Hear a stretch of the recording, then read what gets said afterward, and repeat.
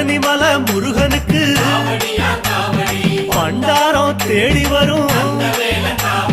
aunty முகம் காண வரும் ஆவினங்குடி தேடி வரும் கால்நடையா வந்த காவடி இது தேடுவது கந்தன் காலடி